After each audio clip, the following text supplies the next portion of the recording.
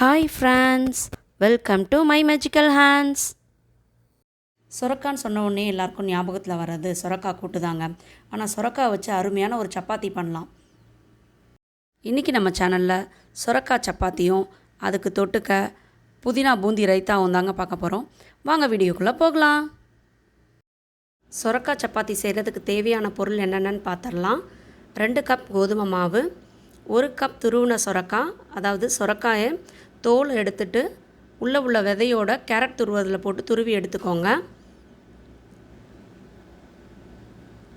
1/4 teaspoon மஞ்சள் பொடி, 1/2 teaspoon மிளகாய் பொடி, 1/2 டீஸ்பூன் தனியா பொடி, 1/4 டீஸ்பூன் கரம் மசாலா, தேவையான அளவு உப்பு. முதல்ல சப்பாத்திக்கு மாவு ரெடி பண்ணிக்கலாம். ஒரு அகலமான பாத்திரத்தில் நம்ம எடுத்து வச்சுருக்க கோதுமை மாவை சேர்த்துக்கலாம். அதில் தேவையான அளவுக்கு உப்பு, மஞ்சள் பொடி, மிளகாய் பொடி, தனியா பொடி, கரம் மசாலா, இது எல்லாத்தையும் சேர்த்து நல்லா மிக்ஸ் பண்ணி விட்டுக்கலாம். ஏன்னா மசாலா ஒரே இடத்துல தங்கிடுச்சுன்னா நம்ம அதுக்கப்புறம் பிணைஞ்சதுக்கப்புறம் ஒன்றும் பண்ண முடியாது. அதனால் முதல்ல நல்லா மிக்ஸ் பண்ணிக்கோங்க.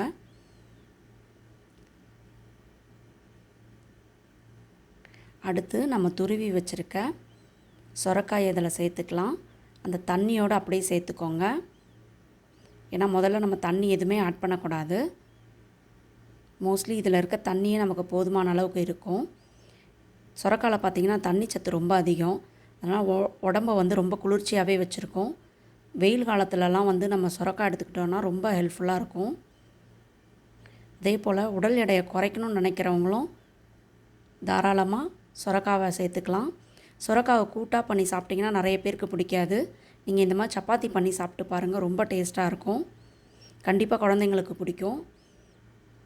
இதில் நீங்கள் சுரக்காய் சேர்த்துருக்கிறதே தெரியாது. இதை நல்லா சப்பாத்தி மாவு பதத்துக்கு பிணைஞ்சு எடுத்துக்கலாம். இப்போ பாருங்கள், சப்பாத்திக்கு மாவு ரெடி ஆயிடுச்சு. இதை வந்து சின்ன சின்ன உருண்டையாக நம்ம எடுத்துக்கலாம். இந்த மாவு பிணைஞ்சு ரொம்ப நேரம் ஊற வச்சிடாதீங்க. அப்புறம் மாவு ரொம்ப ஒரு மாதிரி சொதன்னு தண்ணி விட்டுரும். இதில் தண்ணி எதுவுமே நம்ம ஆட் பண்ணல. அதில் இருந்த தண்ணியே போதுமான அளவுக்கு இருந்துச்சு. தேவைன்னா லைட்டாக வேணும்னா தெளிச்சுக்கோங்க. ஆனால் எனக்கு அது கரெக்டாக இருந்துச்சு. அதனால் நான் வந்து சின்ன சின்னதாக இப்போது உருண்டையாக உருட்டிக்கிறேன். மாவு எல்லாத்தையும் சின்ன சின்ன உருண்டையாக்கியாச்சு. நம்ம எடுத்து வச்சுருக்க ஒவ்வொரு உருண்டையும் நம்ம இந்த மாதிரி மாவு தடவி தேய்ச்சி எடுத்து வச்சுக்கலாம். இது நார்மலாக சப்பாத்தி தேய்க்கிற மாதிரி தாங்க தேய்க்கிறோம், ஒன்றும் வித்தியாசம் இல்லை. நீங்கள் வந்து மாவு பிணைஞ்சதுக்கப்புறம் ரொம்ப நேரம் விட்டுட்டிங்கன்னா உங்களுக்கு தண்ணி விட்டுரும். அப்போ இந்த மாதிரி உருட்டை வராது, அப்படியே ஒட்டிக்கும்.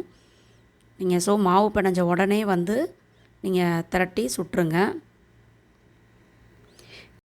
நம்ம எடுத்து வச்சுருந்த எல்லா மாவையும் இந்த மாதிரி சப்பாத்தியாக தேய்ச்சி எடுத்தாச்சு. நம்ம தேய்ச்சி வச்சுருக்க எல்லா மாவையுமே இந்த மாதிரி சப்பாத்தியாக சுட்டு எடுத்துக்கலாம். இதை நார்மலாக சப்பாத்தி சுடுற மாதிரி தாங்க சுடுறோம், ஒன்றும் வித்தியாசம் இல்லை. எண்ணெய் வந்து நீங்கள் நார்மலாக எவ்வளோ யூஸ் பண்ணுவீங்களோ அதே மாதிரி யூஸ் பண்ணிக்கலாம். ஆனால் இந்த சப்பாத்திக்கு நீங்கள் கொஞ்சம் நெய் விட்டு கொடுத்தீங்கன்னா இன்னும் டேஸ்ட்டாக இருக்கும். குழந்தைங்களுக்கு நெய் விட்டுக்கோங்க. நீங்கள் உடல் எடையை குறைக்கணும் இல்லை டயட்டில் இருக்கீங்க அப்படின்னா நீங்கள் எண்ணெயே இல்லாமல் கூட செய்யலாம், நல்லா தான் இருக்கும். ரொம்ப ஹார்டாலாம் வராது, சாஃப்டாக தான் இருக்கும். ஏன்னா நம்ம அந்த சுரக்காய் சேர்த்துருக்கனால அந்த நீர் சத்து கொஞ்சம் இருக்கும் அதில்.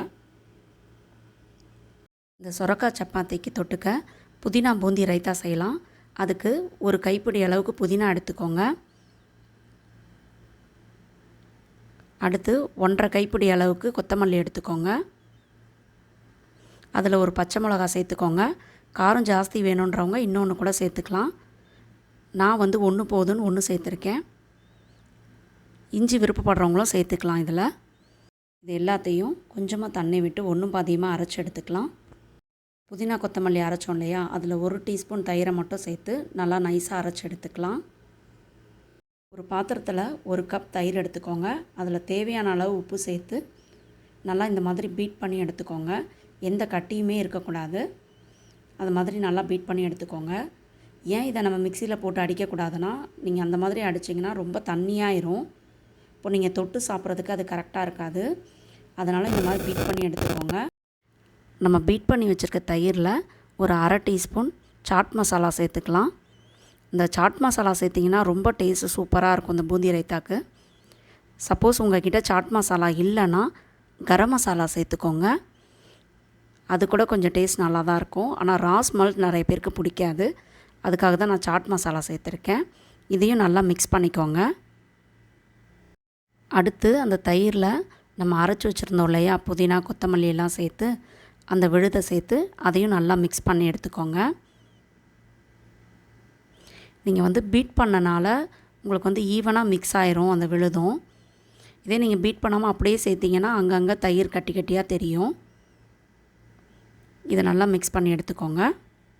இப்போ நம்மளோட தயிர் ரெடியாக இருக்குது. இப்போ அதுக்கு தேவையான அளவுக்கு பூந்தியும் எடுத்து வச்சுருக்கேன். பூந்தி வந்து நீங்கள் பரிமாறும்போது அதை மேலே அப்படியே தூவிட்டு பரிமாறுங்க. ஏன்னா முதல்லையே சேர்த்து வச்சிட்டிங்கன்னா அது ஒரு மாதிரி சாகி ஆயிரும். நம்மளோட சுரக்காய் சப்பாத்தி சூப்பராக ரெடி ஆயிடுச்சு பாருங்கள். இதில் நீங்கள் சுரக்காய் சேர்த்துருக்கீங்கன்றதே யாராலையுமே கண்டுபிடிக்க முடியாது. இதில் நம்ம மசாலா எல்லாமே சேர்த்துருக்கனால இந்த புதினா பூந்தி ரைத்தாவே இதுக்கு நல்ல காம்பினேஷனாக இருக்கும். இதுலேயும் நம்ம புதினாவும் கொத்தமல்லியும் தான் சேர்த்துருக்கோம். இதில் சேர்த்துருக்க சாட் மசாலா வந்து உங்களுக்கு ஆப்ஷனல் தான், அது வேண்டான்னா விட்டுறலாம். இந்த வீடியோ உங்கள் எல்லாருக்கும் பிடிச்சிருக்கும்னு நினைக்கிறேன். இந்த வீடியோ பிடிச்சிருந்தா இந்த வீடியோவை லைக் பண்ணுங்கள், ஷேர் பண்ணுங்கள், மை மேஜிக்கல் ஹேண்ட்ஸை சப்ஸ்கிரைப் பண்ணுங்கள். பக்கத்தில் இருக்க பெல் ஐக்கானையும் அழுத்திடுங்க. ஆரோக்கிய உணவு, ஆனந்த வாழ்வு. பாய் பாய்.